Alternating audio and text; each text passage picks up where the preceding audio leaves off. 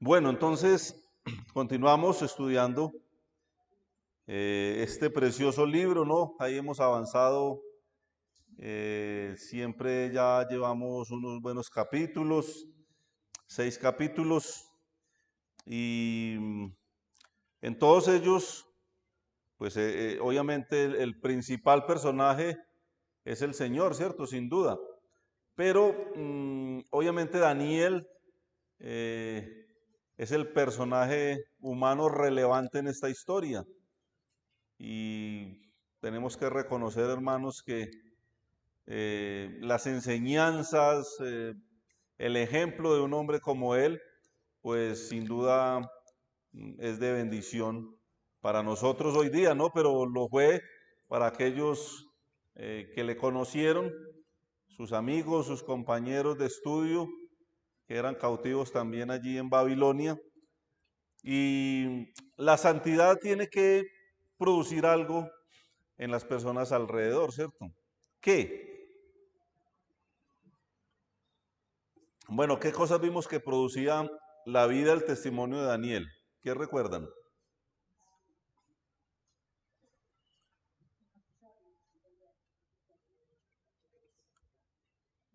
¿Qué pasó con los sátrapas, por ejemplo? Envidia, odio, ¿cierto?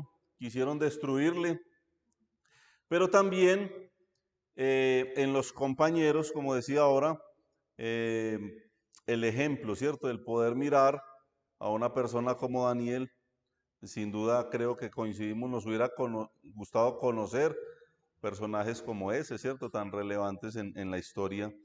Y bueno, cuando llegamos al capítulo 7, eh, después de haber visto ya varios reyes, ¿cierto? O como mínimo dos reyes, eh, empezamos a ver en el primer año de Belsasar, rey de Babilonia, tuvo Daniel un sueño y visiones de su cabeza mientras estaba en su lecho. Luego escribió el sueño y relató lo principal del asunto. Bueno, eh, este rey lo habíamos tocado en el capítulo 5. Después en el capítulo 6 hablamos de Darío, ¿no? ¿Recuerdan? Otro rey. Pero los capítulos anteriores se había hablado de Nabucodonosor. Pero en el capítulo 7 Daniel vuelve y nombra a este rey Belsasar. Dice que en el primer año de ese rey, él está contando qué le pasó cuando Belsasar estaba en su primer año de reinado. Normalmente a veces recordamos algunos gobernantes por allá en el 90 y algo. eh, no sé si recuerdan la famosa hora Gaviria, ¿no? Que a los muchachos no les tocó vivir eso. Yo salía como a las 4 de la mañana a estudiar y empezaba a estudiar y todavía estaba oscuro. Y uno dice, uno se acuerda del gobernante, ¿cierto?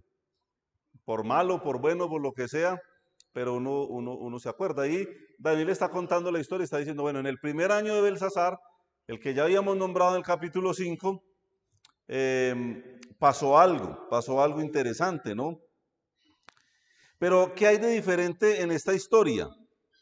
Bueno, si ustedes miran, Daniel era traído para qué constantemente?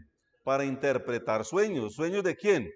De estos reyes, podríamos decir de otras personas. Pero aquí hay algo interesante. El que soñó este sueño no fue otra persona diferente, sino el mismo Daniel. Qué interesante. Un intérprete de sueños, una persona que estaba, que el Señor había usado dándole 10 veces más sabiduría que a los demás, pues ahora estaba soñando un sueño. Y, y bueno, ese sueño dice, y visiones de su cabeza mientras estaba en su lecho. Luego escribió el sueño y relató lo principal del asunto. Pero que también dice en el versículo 15, dice, se me turbó el espíritu a mí, Daniel, en medio de mi cuerpo, y las visiones de mi cabeza, dice, me asombraron, me maravillaron. Él estaba totalmente anonadado con lo que había soñado, ¿cierto? Y si avanzamos al versículo 28, Dice, aquí fue el fin de sus palabras. En cuanto a mí, Daniel nuevamente dice, mis pensamientos me turbaron y mi rostro se demudó, pero guardé el asunto en mi corazón. ¿Cómo sería ese sueño? ¿Cierto? A veces soñamos cosas muy raras. En aquel entonces, el Señor hablaba aún a través de los sueños, utilizaba los sueños para llevar un mensaje a un rey, a una persona específica, eh, pero también tenemos, de acuerdo a la palabra de Dios, que esa manera de comunicarse iba a terminar, porque iba a venir algo completo, la palabra de Dios, y cuando tenemos revelada la palabra de Dios, lo que Dios piensa, lo que Dios quiere para nosotros, pues ya no necesitamos, como en aquellas épocas, una persona para que nos interprete un sueño, ¿cierto? A veces el familiar inconverso llega y le dice, venga, ustedes que leen la Biblia, tuve un sueño de tal y tal característica, ¿qué significa? Yo no sé, no tengo idea, no me interesa ni siquiera qué significa lo que sueño yo. No tiene ninguna relevancia, ¿verdad? ¿Cierto? Para nosotros eso no significa nada.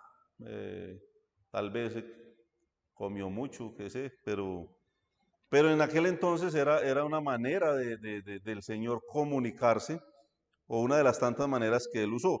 Pero este sueño a Daniel lo puso, dice que le turbó, él estaba maravillado por lo que había soñado y de alguna manera aterrado, ¿no? ¿Y qué vio él en ese sueño? Y eso lo vemos en los versículos 2 y 3.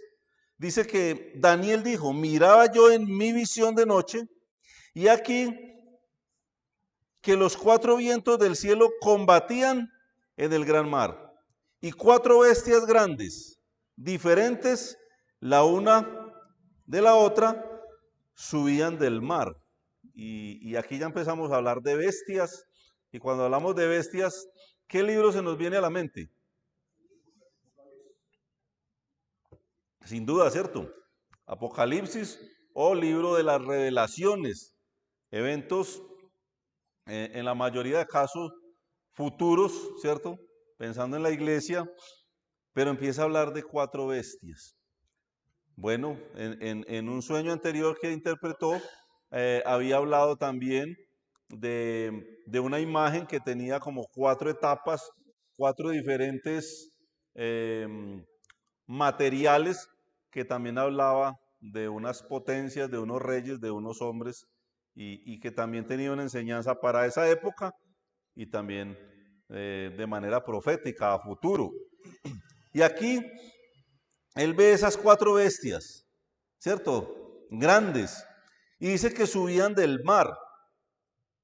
Creo que la mayoría sabemos lo que significan el mar o las aguas agitadas en el libro de Apocalipsis, ¿cierto? ¿Qué significa? Señor,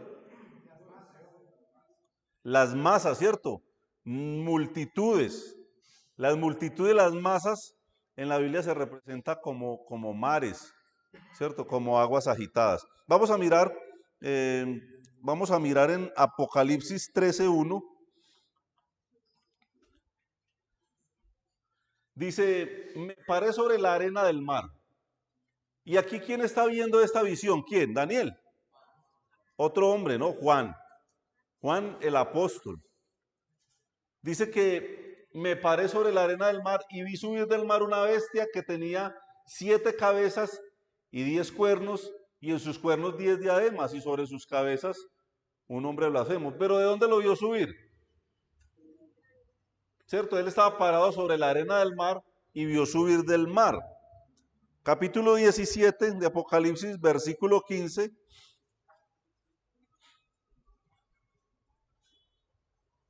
Dice, me dijo también, las aguas que has visto, donde la ramera se sienta, ¿son qué? Pueblos, muchedumbres, naciones y lenguas. Estamos hablando de multitudes, ¿cierto? De numeroso pueblo, naciones, pueblos en general. Y podemos mirar en Isaías 57:20. Isaías capítulo 57, versículo 20, dice, pero los impíos son como qué, como el mar en tempestad, que no puede estarse quieto y sus aguas arrojan cieno y lodo. Estas multitudes, las masas, ¿cierto? Hoy en día las personas se mueven en masa, ¿cierto? En masa. Por ejemplo, un famoso tiene, yo no sé, los futbolistas, los cantantes, tienen cantidad de seguidores en masa, o sea, no es como uno que tiene 5 gatos ahí en Facebook, la esposa, el hijo, por ahí un primo desocupado. No, son millones de seguidores, ¿cierto? Las masas, las masas. Cuando yo veo una protesta, yo siempre pienso en esto, las masas, agitadas. ¿Se acuerdan en el paro? Las masas agitadas y instigadas a salir a acabar con las ciudades, con los semáforos, con las masas. Los impíos, eso es típico de los impíos, las masas agitadas. O sea, por eso no son lugares para nosotros, ni para seguir famosos, ni para, ni para salir a protestar. Nosotros nos reunimos en masa también, ¿cierto? ¿Pero para qué? Para adorar. Para adorar porque hay algo que nos une y es el Señor Jesucristo, ¿cierto? Nosotros estábamos el domingo acá, veníamos porque teníamos claro que el Señor nos había dicho que la iglesia debe reunirse. ¿Hasta cuándo? Hasta el día en que Él venga, ¿cierto? Pero no más, no hay otras cosas en masa que hagamos, lo demás son actividades de los impíos. Entonces, tengamos en cuenta que en los libros proféticos, cuando se habla de mar, de mares, de aguas agitadas, son aquellas masas, aquellas multitudes, muchedumbre, pueblos, ¿cierto? Pueblos agitados por guerras, por revueltas, por diversas cosas, por no sé qué, cualquier cantidad de cosas que mueve las masas. Bueno, la Biblia lo representa como aguas agitadas y en este caso habla del mar, ¿cierto? ¿Qué más agitado que el agua del mar? Hasta ahí estamos bien. Muy bien. Pero él veía, bueno, la descripción de lo que él veía eh, está del versículo 4, vamos a leer hasta el versículo 8. Dice, la primera era como león y tenía alas de águila. Vamos a pensar en estos animales. León, dice que yo estaba mirando hasta que sus alas fueron arrancadas y fue levantada del suelo y se puso enhiesta sobre los pies a manera de hombre y le fue dado corazón de hombre. La palabra enhiesta quiere decir erguida o de pie, ¿no? O derecha. Y dice que le fue dado un corazón de hombre. Y aquí otra segunda bestia semejante a un oso. Mire, un oso. La cual se alzaba de un costado más que del otro y tenía en su boca 3 costillas entre los dientes y le fue dicho así, levántate, devora mucha carne. Después de esto miré y aquí otra semejante a un ¿qué?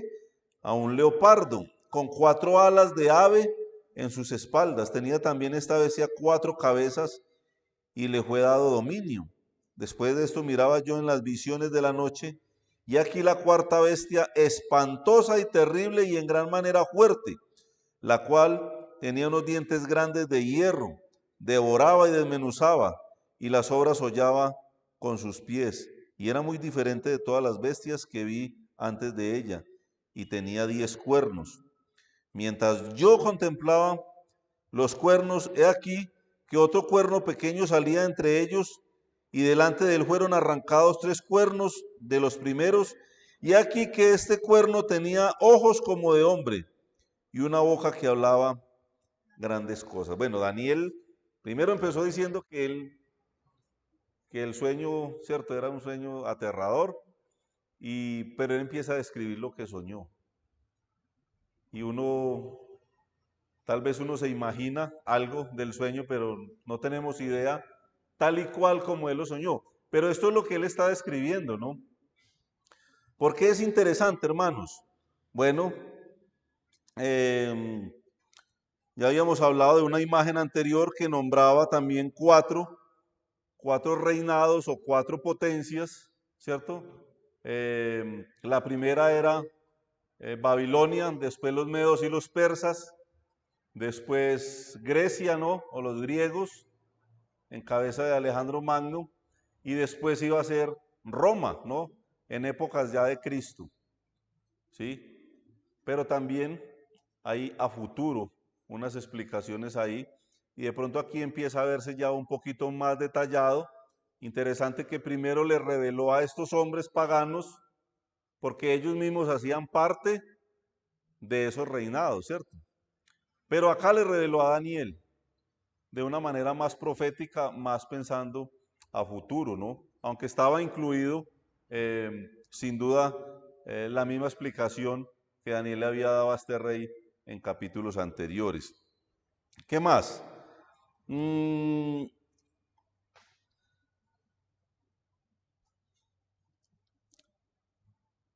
Miremos entonces en Apocalipsis capítulo 13, porque está totalmente relacionado, hermanos. Libro de Apocalipsis nuevamente, capítulo 13. Y miremos desde el versículo 1. Creo que no voy a mirar mucho el reloj hoy porque sin duda el tiempo no va a alcanzar. Apocalipsis 13:1 dice, me paré, ¿dónde?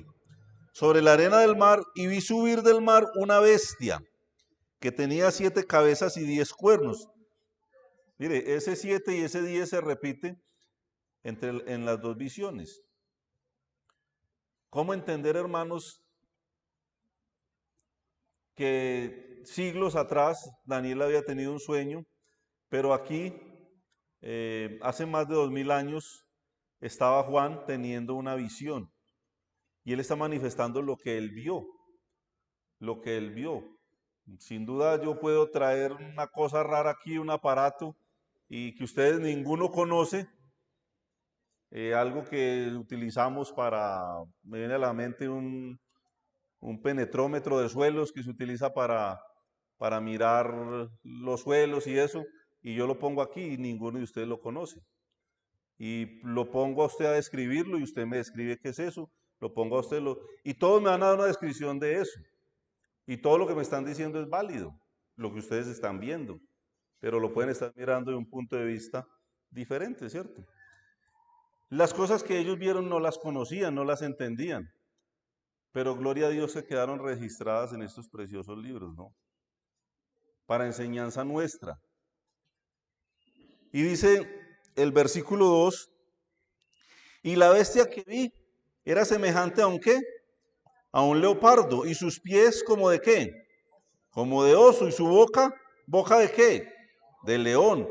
Y el dragón le dio su poder y su trono y grande autoridad.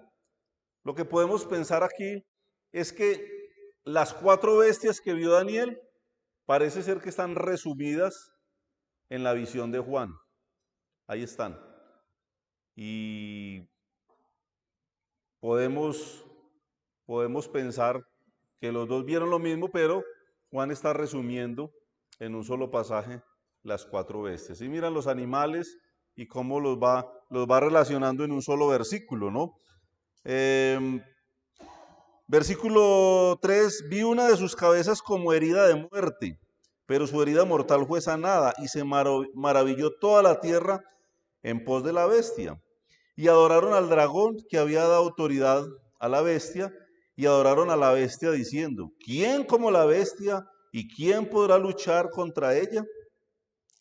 También se le dio boca que hablase grandes cosas y blasfemias y se le dio autoridad para actuar 42 meses. ¿Cuánto es eso? En años. 3 años y medio, ¿no? Sabemos, hermanos, que la tribulación va a ser de 7 años, ¿cierto? 3 años y medio de tribulación y 3 años y medio de ¿qué? de gran tribulación, ¿no? Terribles acontecimientos. Basta leer el libro de Apocalipsis para mirar las cosas terribles que van a suceder. Pero también eso para nosotros no tiene, no nos preocupa, ¿cierto? Nosotros no vamos a tener nada que ver con eso. Sin duda, la antesala a esos acontecimientos, la antesala a la venida del Señor por su iglesia, por nosotros.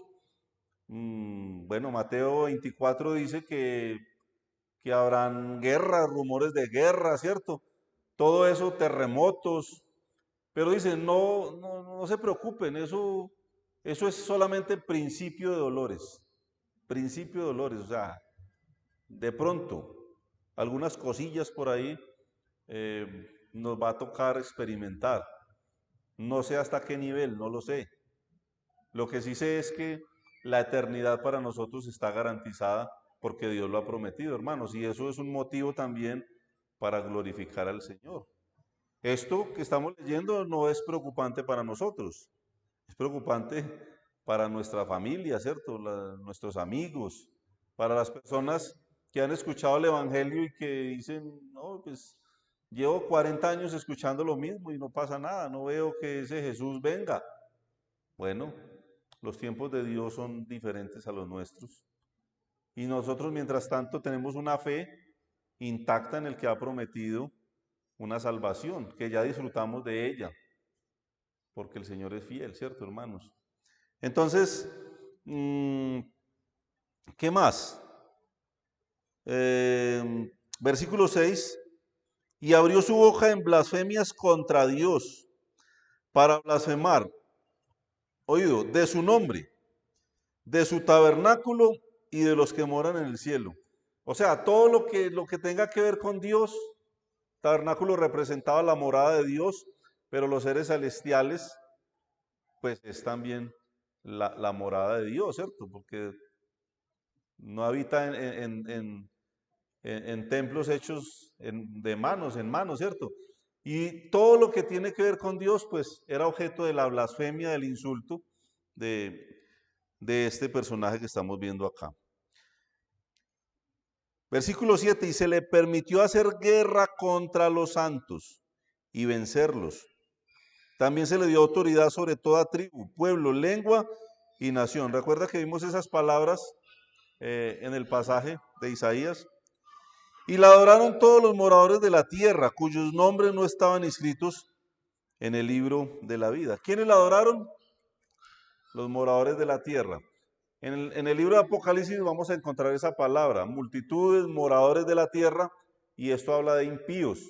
Cuando habla de santos, cuando habla hace esta diferenciación, pues tenemos que entender quiénes son. Aquí moradores de la tierra, pues el mero hecho que adoren la bestia ya nos dice algo. Y la adoraron. ¿Quiénes? Los moradores de la tierra, cuyos nombres no estaban inscritos en el libro de la vida del Cordero que fue inmolado desde el principio del mundo. Si alguno tiene oído, ¿qué dice? Oiga. Si alguno tiene oído, ¿qué? Oiga. Si alguno lleva en cautividad, va en cautividad. Si alguno mata a espada, espada debe ser muerto. Aquí está la paciencia y la fe de los santos. Después vi otra bestia que subía de la tierra y tenía 2 cuernos semejantes a los de un cordero, pero hablaba como el dragón. Y ejerce toda la autoridad de la primera bestia en presencia de ella y hace que la tierra y los moradores de ella adoren a la primera bestia, cuya herida mortal fue sanada. También hace grandes señales de tal manera que aún hace descender fuego del cielo a la tierra delante de los hombres y engaña a los moradores de la tierra con las señales que se le ha permitido hacer en presencia de la bestia. ¿A quiénes engañan? ¿A quiénes? ¿Quiénes son? Muy bien.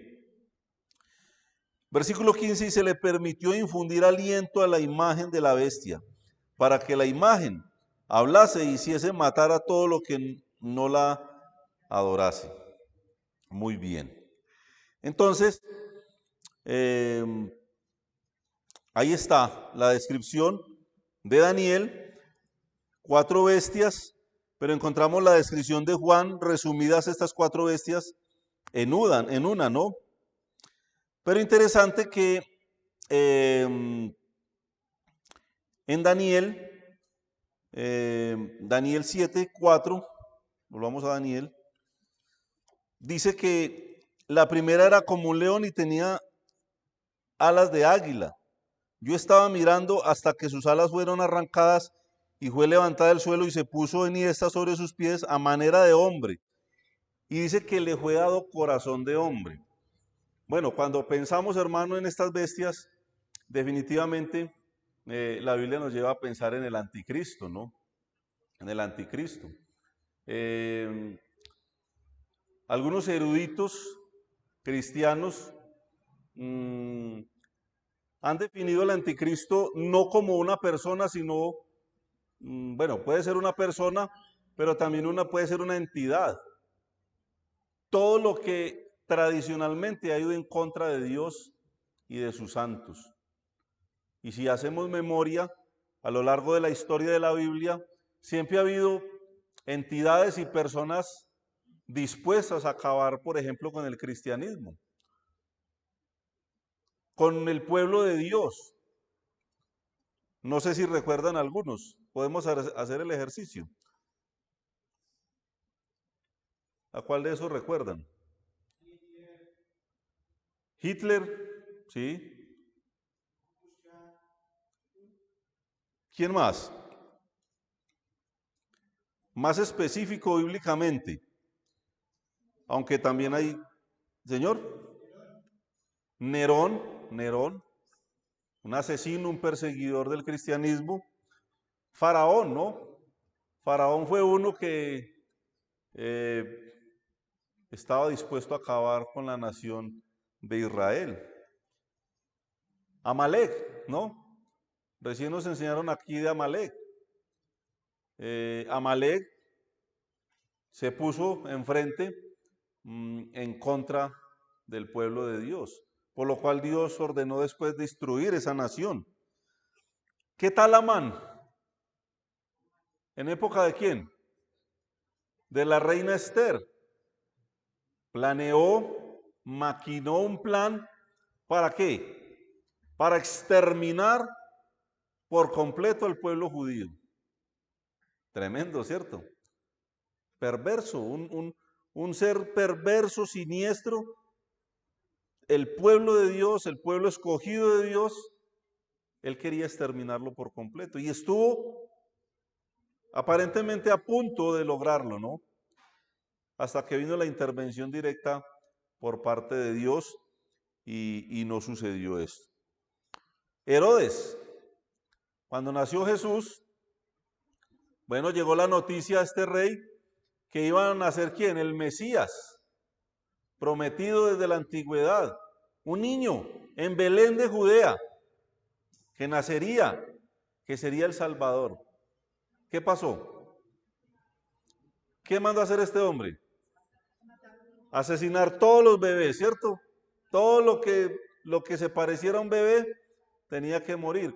¿Cuántos lloros, cuántos lamentos, como dice el profeta Ramá, ¿cierto? Que llora a sus hijos. ¿Cuántas madres tuvieron que ver sus bebés pasados a filo de espada? Porque un hombre perverso, con un corazón siniestro, una mente totalmente depravada, quiso acabar con todo lo que se pareciera a Jesús y a la promesa de salvar a la humanidad.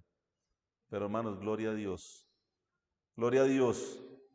porque ahí estaba el Señor Jesucristo, ¿cierto?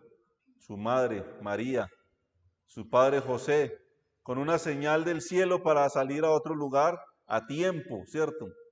Y preservar la vida del Salvador, porque gloria a Dios que lo logró, ¿cierto? Y aún nosotros podemos dar fe de esto.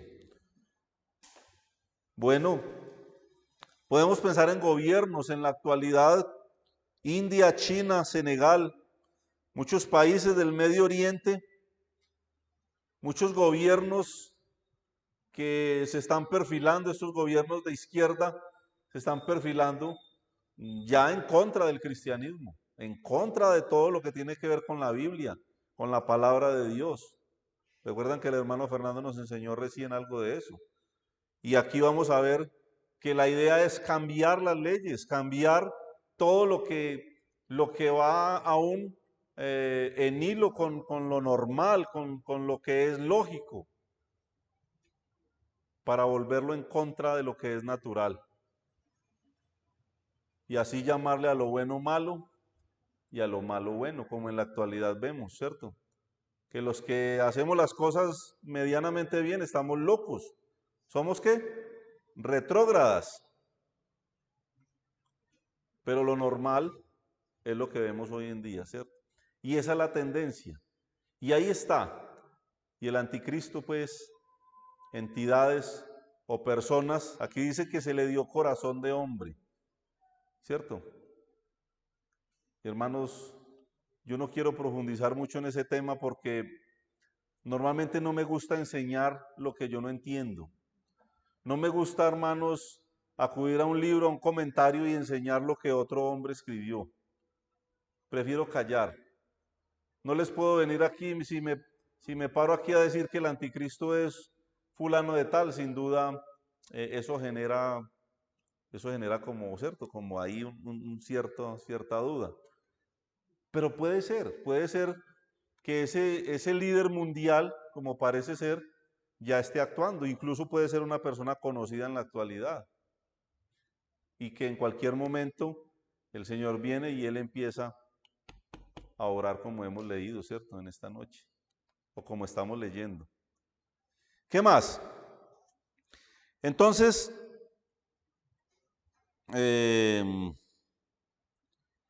segunda de Tesalonicenses 2:3, rápidamente,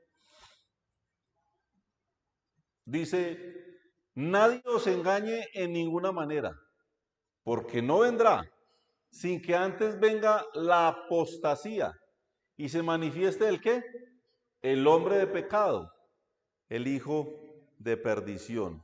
Promesas de la Biblia, eventos futuros que a muchas personas no les gusta escuchar, pero que ahí está, que va a suceder, que va a pasar.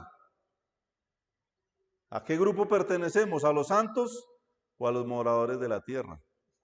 Ahí está, ¿cierto? La gran diferencia que encontramos en la palabra de Dios. ¿Qué más? La segunda bestia, lo mismo. Pensemos, hermanos, para nosotros es el falso profeta, ¿cierto? El primero, el anticristo, es un líder ¿qué? Aparentemente político. Y el segundo es un líder aparentemente religioso. Lo mismo. Puede ser conocido, puede ser uno que ya conocemos, un líder religioso. ¿De qué características? Pues hermanos, si entendemos estos pasajes, así como hubo entidades o personas que quisieron destruir al pueblo de Dios directamente, sin escrúpulos, blasfemar y acabar todo lo que tenga que ver con el Señor, pues de la misma manera podemos pensar en personas religiosas que han querido acabar el cristianismo desde la misma religión. No sé si me hagan entender. ¿Cómo? Desprestigiando al mismo Dios a través de las religiones, de las sectas, ¿sí? Cuando las personas hablan mal de los evangélicos, cuando dicen que el pastor que violó a la niña, cuando hablan del que se enriqueció, que tiene una mansión en Miami, que tiene otra mansión no sé dónde, todo eso, hermanos, le hace a la iglesia, al nombre de Cristo, le hace un daño terrible. Y tenemos que pensar en la parte religiosa, en la actualidad, ¿cierto? Los famosos profetas que andan con 8 escoltas, que andan en avión privado. La parte religiosa, las sectas del tipo que sea, donde no se predica Cristo, donde la palabra de Dios no es enseñada fielmente. Y hermanos, tenemos que ser honestos. Y yo quiero hacer un llamado al cristianismo, a usted hermano y hermanita, que es un hijo de Dios. Tenemos que ser honestos que hay cosas más atractivas que lo que la misma Biblia enseña. Hay cosas que nos gusta escuchar más que lo que Dios mismo está diciendo a través de su palabra. ¿Cierto? Por ahí el hermano Orlando pasó en estos días un estudio. No les voy a decir que levanten la mano, pero si lo hiciera hermano Orlando, no sé cuántas manos habrían arriba, ¿cierto? Si lo escucharon. Pero un estudio de esos, yo creo que un predicador de esos no dura mucho en una iglesia, porque no es agradable lo que él dice, la manera como habla no es agradable, no es agradable. Y él decía en el estudio, el día que yo no enseñe con la Biblia en la mano, ese día, pues bueno, no sé qué irá a pasar.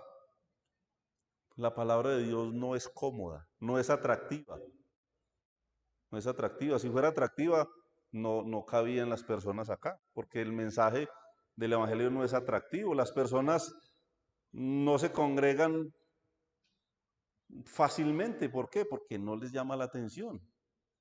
Decirle a usted que la paga del pecado es muerte y que va para el infierno, uy, pues eso, ¿quién quiere venir a escuchar eso? No sirve. A ellos no les sirve. Hermanos, la falsa o la llamada religión, ¿religión qué es? Alguna vez un hermano definía la palabra religión, facilito, todo lo que intenta reemplazar a Dios. ¿Sabían eso? A usted le pregunta a alguien qué es religión, usted está en las condiciones de saber qué es religión. Bueno, religión es todo aquello que intenta reemplazar a Dios y a su palabra. ¿Y cuáles hay? Pues hay sectas como insectos, decía mi padre. Y una apunta a una cosa, otra apunta a otra. Algunas cosas que seducen más, sectas como insectos. Ahí está, el falso profeta, ¿no? Visto desde la antigüedad, siglos atrás, como una bestia, como una bestia, ¿sí? Y visto también hace aproximadamente 2000 años por el mismo Juan, el anticristo y el falso profeta. Muy bien. ¿Qué más?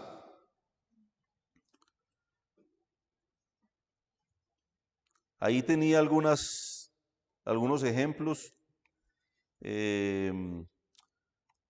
Los mismos fariseos, ¿no? En época de Cristo, escrupulosos religiosamente, conocedores de la misma palabra de Dios. Los saduceos, que aseguraban que no existía la resurrección de entre los muertos. Pensaban en la famosa, entre comillas, Santa Inquisición, ¿no? Liderada por la Iglesia Católica, el mismo Vaticano y muchas sectas, hermanos, que definitivamente le apuntan a la religiosidad, pero no le apuntan a Cristo como Señor y Salvador. Cristo no es el Salvador, es la religión, son las imágenes, son los esfuerzos humanos. Ahí está. ¿Cuáles dos personajes? ¿Quiénes son? El anticristo y el falso profeta. Eso fue lo que Daniel vio, hermanos. Como para redondear un poquito la idea, vamos a tratar de ir mirando los versículos con más cautela, pero básicamente eso fue lo que ellos vieron, ¿no? Versículo 8 de Daniel 7 dice que mientras yo contemplaba los cuernos, he aquí que otro cuerno pequeño salía entre ellos, y delante de él fueron arrancados 3 cuernos de los primeros, y aquí que este cuerno tenía ojos como de hombre y una boca que hablaba, ¿qué dice? Grandes cosas.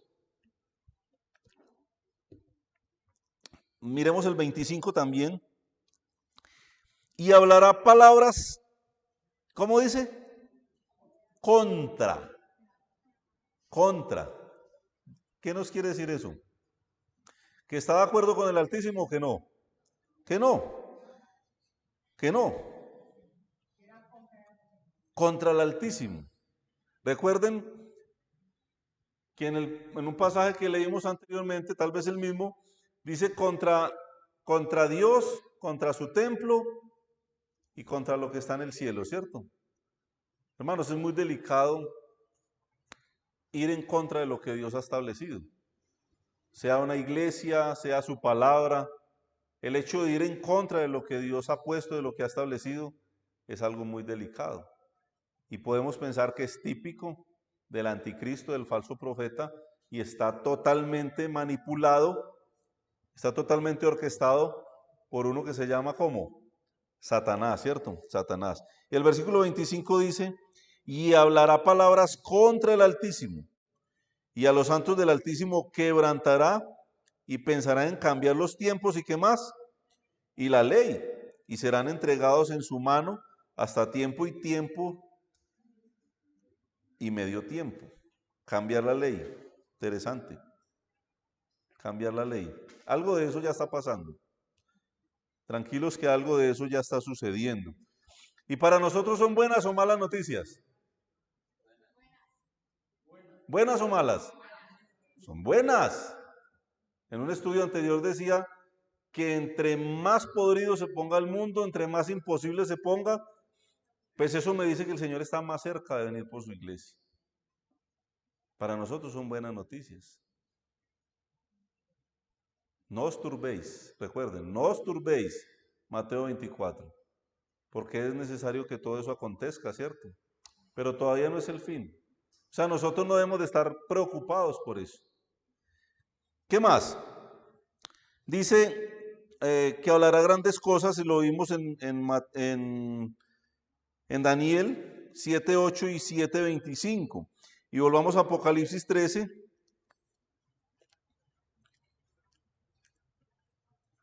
Que ya habíamos leído algo de eso.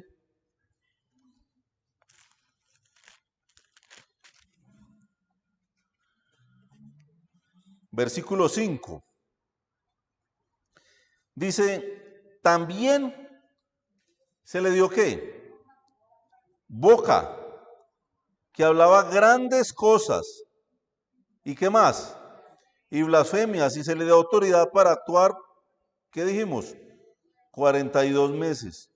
Y abrió su boca en blasfemias contra Dios, para blasfemar de su nombre, de su tabernáculo y de los que moran en el cielo, ¿cierto? Entonces, vamos avanzando en los dos libros, vamos avanzando en Daniel y vamos avanzando en Apocalipsis. ¿Qué encontramos?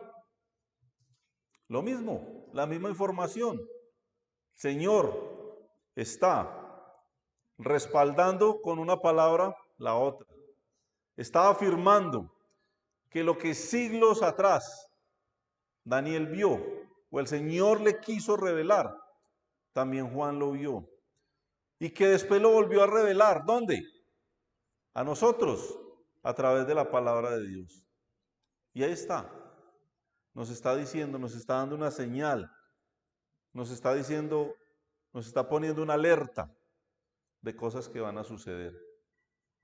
Y ahí vamos, hermanos. Como dije, el tiempo avanza, ¿no? El tiempo avanza y pues no quiero como ir zapoteando ahí, sino que en la voluntad del Señor vamos a ir avanzando en este libro que es precioso, que para mí, hermanos, no sé para ustedes, es esperanzador, es esperanzador. El mero hecho de que diga, y adoraron a la bestia. ¿Quiénes? Los que no estaban inscritos en el libro de la vida. Y engañó, ¿a quiénes? A los moradores de la tierra. Cuando yo miro que yo no soy morador de la tierra, ¿o sí? ¿Qué dice la Biblia de mi ciudadanía? ¿Dónde está? En los cielos. Y también dice que estamos inscritos en aquel precioso libro, hermanos. Eso es un motivo para glorificar al Señor, para decir amén a lo que el Señor dice en su palabra y para decir, como termina diciendo Apocalipsis, sí ven, Señor Jesús, ¿cierto? Vamos a orar.